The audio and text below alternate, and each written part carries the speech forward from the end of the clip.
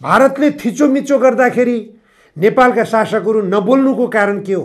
भारतका प्रधानमन्त्री नरेन्द्र मोदीले आफ्नो संसदको कार्यकक्षमा सजाएर राखेको अखण्ड भारतको नक्सा सांस्कृतिक नक्सा हुन्छ भने ग्रेटर नेपालको नक्सा काठमाडौँ महानगरपालिकाका मेयर बालेनले सजाउँदाखेरि उटपट्याङ काम हुन्छ, अनधिकृत काम हुन्छ, अधिकार क्षेत्रभन्दा बाहिर गएर गरेको काम हुन्छ। त्यस्तालाई भारतीय दलालै भनेर सम्बोधन गर्न सबैभन्दा उपयुक्त हुन्छ। ग्रेटर नेपाल ऐतिहासिक रूपमा प्रमाणित नेपालको नक्सा हो। कुनै दिन त्यो भूमि नेपालको भूमि थियो, अहिले पनि त्यो नेपालको भूमि हो भन्ने कुरा सन् 50 को नेपाल भारत बीच सम्पन्न सन्धिको धारा 8 ले प्रमाणित गर्छ। प्रचण्डको नेतृत्वको सरकारले जनताका निम्ति यति मात्रै पनि गर्न सक्दैन भने किन कम्युनिस्टको मुकुण्डो लगाएर बसिरहनु पर्यो? दर्शक महानुभावहरू नमस्कार। जनधारणा खबरको युट्युब च्यानलमा यहाँहरूलाई स्वागत गर्न चाहन्छु। म निमकान्त पाण्डे। आज 2080 असार 7 गते बिहिबार।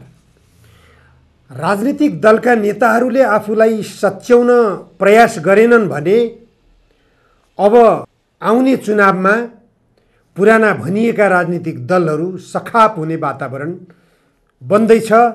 यो सङ्केत राष्ट्रिय स्वतन्त्र पार्टीको आजको गतिविधिले पनि प्रष्ट गरिरहेको छ। आज मात्रै चर्चित ब्याङ्कर अनिल केशरी शाह राष्ट्रिय स्वतन्त्र पार्टीमा प्रवेश गरेको घोषणा गरियो। राम्रो छवि बनाएका व्यक्तिहरू राष्ट्रिय स्वतन्त्र पार्टीतर्फै आकर्षित भइरहेका छन्। किन? राजनीतिक आवरणमा मात्र बस्नु ठुलो कुरा होइन, तर अहिलेसम्म राजनीतिक आवरणमा नबसेका, कुनै पनि राजनीतिक दलका नेताहरूलाई गाली गलौज नगरेका, कुनै पनि राजनीतिक दलको आदर्शमा आफू अहिलेसम्म आकर्षित नभएका अनिल केशरी शाह हुन्। उनी विभिन्न ब्याङ्कहरूमा सिइओको रूपमा कार्यरत रहँदै गए। जुन ब्याङ्कमा उनले काम गरेका छन् त्यो ब्याङ्कमा ख्याति प्राप्त गरेका छन् र त्यो ब्याङ्कको स्तरलाई माथि उठाउन पनि उनको प्रशस्त योगदान भएको छ। जुनसुकै ब्याङ्कले पनि अनिल केशरी शाहलाई सिइओ पाउने हो भने प्रतिस्पर्धा गरेको पनि दृष्टान्त पाइयो। यस्तो व्यक्तित्व कुनै पनि राजनीतिक दलमा अटाउन सक्थ्यो। जुनसुकै राजनीतिक दलले पनि उसलाई अवसर दिन सक्थ्यो। तर उसको रोजाइमा राष्ट्रिय स्वतन्त्र पार्टी किन पर्यो? यो गम्भीर प्रश्न नेपाली काङ्ग्रेसका लागि हो, नेकपा एमालेका लागि हो, नेकपा माओवादी केन्द्रका लागि हो। अरू नयाँ र साना राजनीतिक दलहरूको कुरा नगरौँ। यसरी स्वतन्त्र व्यक्तिहरू जो राम्रो छवि भएका व्यक्तिहरू छन् उनीहरूको रोजाइमा राष्ट्रिय स्वतन्त्र पार्टी पर्दै जानु भनेको पुराना राजनीतिक दलहरूप्रतिको वितृष्णा कुन सीमासम्म बढ्दैछ भन्ने कुराको राम्रो उदाहरण हो। यसबाट सचेत बन्न जरुरी छ। अहिले देश एक किसिमबाट बाह्य हस्तक्षेपको गतिविधिले थिलथिलो भइरहेको छ। अमेरिकाले एउटा क्षेप्यास्त्र प्रहार गर्यो। नेपालको राजनीतिमा ठुलो तरङ्ग ल्याउने गरी, नेपाली सेनालाई समेत झस्काउने गरी, नेपालको राष्ट्रिय स्वाधीनतालाई संवेदनशील बनाउने गरी अमेरिकाका तर्फबाट नेपाली सेनाको सङ्ख्या घटाएर 1/4 राख्नु पर्यो, अथवा अहिले 1 लाखको सङ्ख्यामा लगभग नेपाली सेना छ। यसलाई घटाएर 25,000 ल्याउनु पर्यो भन्ने कुरा अमेरिकाले सुझाव राख्यो भनेर सामाजिक सञ्जालमा चर्चा सुरु भइसक्यो। यस्तो सुझाव यदि अमेरिकाबाट आएको हो भने यो निकै गम्भीर विषय हो। नेपालको अर्थव्यवस्थाको डामाडोल स्थिति देखेर यदि अमेरिकाले यस्तो सुझाव दिन खोजेको हो भने नेपालको अर्थव्यवस्थालाई सबभन्दा धराशयी बनाउने काम यदि कतैबाट भएको छ भने अहिलेको सङ्घीय प्रदेश संरचनाको खर्च बढेको कारणले गर्दाखेरि यो अवस्था सिर्जना भएको छ। यो गम्भीर अवस्थातर्फ ध्यान नदिएर नेपाली सेनाको सङ्ख्या कटौती गर्ने खालको प्रस्ताव किन आयो? यो सत्तामा रहेका पुराना राजनीतिक दलहरू र प्रतिपक्षमा रहेका पुराना राजनीतिक दलहरू मात्र होइन, नयाँ उदाएका राजनीतिक दलहरू जो संसदमा प्रतिनिधित्व गरिरहेका छन् उनीहरूको निम्ति पनि सोचनीय विषय हो। यो विषयमा यदि गम्भीर बन्न सकिएन भने देशको राष्ट्रिय स्वाधीनता, देशको राष्ट्रियता, देशको अखण्डता, देशको सार्वभौम सत्ता कहाँबाट सञ्चालन हुन खोजिरहेको छ, गम्भीर बन्न जरुरी छ। अहिले सरकार परिवर्तनको खेल पनि सुरु भइसकेको छ। नेकपा एमाले र नेपाली कांग्रेसको गठबन्धन सरकार बन्ने चर्चा बाहिर आइसक्यो। कांग्रेस र एमालेका नेतृत्व बीचमा संवाद सुरु भइसकेको छ। सरकार परिवर्तन गर्ने खेलले देशलाई थप आर्थिक बर्बादीतिर पुर्याउने हो कि होइन, यस्तो खेल किन भइरहेको छ, यसको पनि सामान्य रूपमा एउटा दृष्टान्त यहाँ राख्न आवश्यक ठानेको छु। लगभग 1 महिना अगाडिको हाराहारीमा अमेरिकाका विदेश मन्त्रीले भारतको अहिलेको सत्तापक्ष भाजपाले नेपालका केही राजनीतिक शक्तिहरूलाई धर्म प्रचारको निम्ति सहयोग गरिरहेको भनेर आरोप लगाएको वार्षिक प्रतिवेदन नै पेश गरेको भनेर बाहिर चर्चा आएको थियो। तर हाम्रा देशका प्रधानमन्त्री भारत भ्रमणमा जानुभयो। उहाँले भाजपाकै आतिथ्यतामा जानुभएको थियो र भाजपाकै अनुरोधमा उहाँले आफूलाई पूर्ण रूपमा हिन्दू धर्मको प्रचारकको रूपमा रूपान्तरित गरेर नेपाल फर्कनुभयो। नेपाल फर्किसकेपछि ममा हिन्दुत्वको विकास भएर आएको छ, ममा हिन्दुत्वको सञ्चार भएर आएको छ, म धर्मनिरपेक्षताबाट अब हिन्दूवादी भइसकेको छु भन्ने सन्देश दिने गरी पशुपतिको दर्शन पनि गरेर देखाइदिनु भयो उहाँले। यसरी एकातिर धर्मनिरपेक्षताको माहौल बढाइयो देशभित्र, त अर्कोतिर हिन्दू सापेक्षताको जग बसाल्न खोजिएको छ। यो तरिकाले प्रधानमन्त्रीबाट के हुन खोजेको हो, के गर्न खोजिएको हो, विदेशी शक्तिहरूलाई यहाँ चलखेल गराउने बाटो खोल्न खोजिएको हो कि के गर्न खोजिएको हो, यसबाट पनि शङ्का पैदा हुने अवस्था सिर्जना भएको छ। यही अवस्थामा अमेरिकाको प्रतिवेदन हिन्दू धर्मका विरुद्धमा आउनु, क्रिस्चियनहरूलाई कानुनबाटै पनि धर्म प्रचारमा अवरोध सिर्जना गरिएको छ भनेर अमेरिकी विदेश मन्त्रालयबाट प्रतिक्रिया आउनु र यहाँका माओवादी केन्द्रका द्वन्द्वात्मक ऐतिहासिक भौतिकवादका ज्ञाता, द्वन्द्वात्मक ऐतिहासिक भौतिकवादबाट प्रशिक्षित रहेका नेता, 10 वर्षसम्म जनयुद्ध गरेका, त्यही सिद्धान्त निष्ठताको कारणबाट 17,000 नेपाली जनताको रगत बगाएका नेताले जब गेरु वस्त्र धारण गरेर फर्किन्छन्, यस्तो अवस्थामा अमेरिका जस्ता क्रिस्चियन धर्मको प्रचारको निम्ति सङ्कल्पित भएर लागेका र यहाँ बजेट खन्याउन पनि प्रशस्त कसरत गरिरहेका र वार्षिक प्रतिवेदनमा समेत यो कुरा उल्लेख गर्न पुगेका अमेरिकाका शासकहरूले नेपालमा भइरहेको धर्म परिवर्तनको अथवा धार्मिक गतिविधिको नियालेर पक्कै पनि हेरेका होलान्।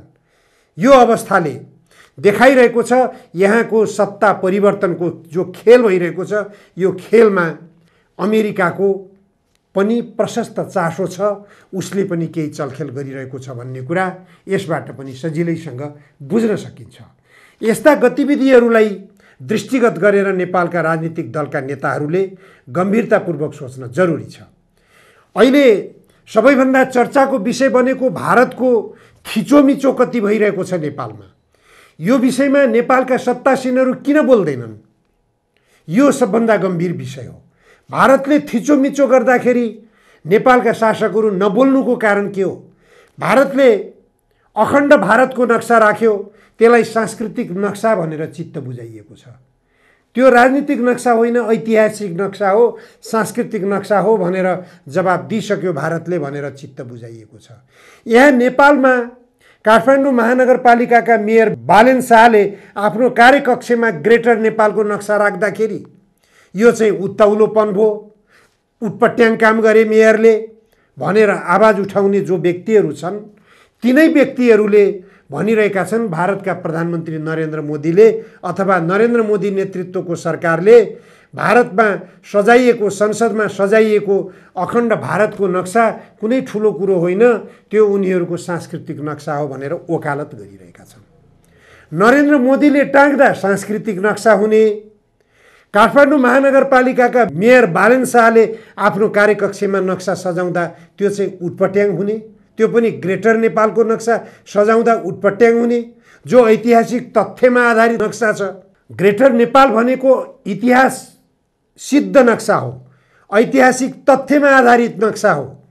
नेपाल कुनै बेला ग्रेटर नेपालको रूपमा थियो, टिस्टादेखि सतलजसम्म थियो। त्यो भूभाग अहिले भारतमा गाभिएको छ। अंग्रेज शासकहरूले भारतमा गाभेका हुन्। भारत र नेपालको बीचमा भएको सन् 50 को शान्ति तथा मैत्री सन्धिको धारा 8 ले सुगौली सन्धिलाई खारेज गरिसकेको छ। त्यसकारण सुगौली सन्धिबाट गुमेको नेपाली भूभाग हाम्रो नेपालको हक लाग्छ भनेर प्रमाणित हुने नक्सालाई मेयरले आफ्नो कार्यकक्षमा राख्दाखेरि चाहिँ उत्ताउलो भयो। यो अधिकार क्षेत्रभन्दा बाहिरको काम भयो भन्ने मूर्ख पण्डितहरूले, तथाकथित राजनीतिक आवरणका भारतीय दलालहरूले, भन्छु म त्यस्तालाई भारतीय दलालै भनेर सम्बोधन गर्न सबैभन्दा उपयुक्त हुन्छ। मैले फेरि दोहोर्याएर भन्छु, भारत सरकारले, भारतका प्रधानमन्त्री नरेन्द्र मोदीले आफ्नो संसदको कार्यकक्षमा सजाएर राखेको अखण्ड भारतको नक्सा सांस्कृतिक नक्सा हुन्छ भने ग्रेटर नेपालको नक्सा काठमाडौँ महानगरपालिकाका मेयर बालेनले सजाउँदाखेरि उटपट्याङ काम हुन्छ, अनधिकृत काम हुन्छ, अधिकार क्षेत्रभन्दा बाहिर गएर गरेको काम हुन्छ। यो नेपालका मन्त्रीहरूले यस्तै बोलिरहेका छन्, यो नेपालका सांसदहरूले यस्तै बोलिरहेका छन्, यो नेपालका प्रमुख प्रतिपक्षी दलका नेताहरूले यस्तै बोलिरहेका छन्। यस्तो बोल्न हाम्रा देशका नेताहरूलाई लज्जाबोध हुनुपर्ने हो, किनकि ग्रेटर नेपाल ऐतिहासिक रूपमा प्रमाणित नेपालको नक्सा हो। कुनै दिन त्यो भूमि नेपालको भूमि थियो, अहिले पनि त्यो नेपालको भूमि हो भन्ने कुरा सन् 50 को नेपाल भारत बीच सम्पन्न सन्धिको धारा 8 ले प्रमाणित गर्छ। त्यो धारा 8 लाई नेपाल र भारत बीच छलफल गरिनुपर्छ। यो छलफल गर्न नेपाल सरकारले अग्रसरता लिने हो भने मलाई लाग्छ प्रधानमन्त्री प्रचण्डको राजनीतिक उचाइ हलक्क माथि उठ्नेछ। न त बालेन चर्चामा आउनेछन्, न त शेरबहादुर र केपी ओलीले षड्यन्त्र गरेर प्रचण्डलाई पदच्युत गरेर फेरि अर्को सरकार परिवर्तन गरेर आउने हिम्मत पनि गर्न सक्नेछन्। सबभन्दा पहिले नेपाली जनताको भावना बुझ्नु पर्यो। नेपाली जनताका बीचमा लोकप्रिय कसरी बन्ने, जबसम्म नेपाली जनताको भावनालाई बुझेर काम गर्न सकिन्न, जबसम्म नेपालको राष्ट्रिय स्वाधीनताको विषयमा गम्भीर बनेर काम गर्न सकिन्न, तबसम्म जनताका बीचमा लोकप्रिय बन्न सकिँदैन भन्ने कुरा हाम्रो देशका राजनीतिक दलका नेताहरूले, खास गरेर अहिले अवसर प्राप्त गरेका प्रधानमन्त्री प्रचण्डले बुझ्न जरुरी छ। अरूले लोकप्रियता हासिल गरे भनेर डाहा गरेर उनीहरूको डाहाबाट विभिन्न किसिमका मनगढन्ते परिकल्पनाहरू गरेर अगाडि बढ्न खोज्नुभन्दा देश हितको निम्ति र जनहितको निम्ति काम गर्ने प्रतिबद्धताका साथ अगाडि बढ्न खोज्नुहोस्। देशमा रोजगारी सृजना कसरी गर्ने, शैक्षिक माफियाहरूबाट लुटिएका बच्चाहरूलाई शिक्षण शुल्कमा एकरूपता ल्याएर उनीहरूलाई लुटको साम्राज्यबाट बचाउने कसरी, स्वास्थ्य क्षेत्रमा भइरहेको लुट खसोटलाई कसरी बचाउने। पाकिस्तानले प्रति परिवार स्वास्थ्य उपचारको निम्ति 10 लाख रुपियाँ खर्च गर्ने गर्छ। चाहे सरकारी अस्पतालमा गएर उपचार गरोस् नागरिकले, चाहे निजी अस्पतालमा गएर उपचार गरोस्, उपचार गर्ने एउटा परिवारका सदस्य जतिसुकै हुन्, एउटा परिवारलाई 10 लाख रुपियाँसम्म अधिकतम उपचार खर्च पाकिस्तान सरकारले बेहोर्ने गर्छ। जो परिवारका सदस्यहरू बिरामी नै हुँदैनन्, जसले उपचार गर्नै पर्दैन, उनीहरूलाई यो सुविधा छैन। त्यसैगरी भुटान सरकारले स्वास्थ्यमा निशुल्क व्यवस्था गरेको छ, शिक्षामा निशुल्क व्यवस्था गरेको छ। भुटान जस्तो हामीभन्दा कमजोर मानिने देशले, हामीभन्दा सानो भूभाग मानिने देशले त्यसरी जनतालाई राहत उपलब्ध गराउन सक्छ भने हाम्रो देशमा थोरै मात्रै भए पनि गर्न प्रयास किन नगर्ने। जनपक्षीय भनिएका प्रधानमन्त्री प्रचण्ड, कम्युनिस्ट आवरणका प्रधानमन्त्री प्रचण्ड, मार्क्सवाद लेनिनवाद र माओवाद पढेका प्रचण्डको नेतृत्वको सरकारले जनताका निम्ति यति मात्रै पनि गर्न सक्दैन भने किन कम्युनिस्टको मुकुण्डो लगाएर बसिरहनु पर्यो। आगे प्रधानमन्त्री कमरेड प्रचण्डलाई चेतना भया। हस्, आजलाई यति मात्र। धन्यवाद। नमस्कार।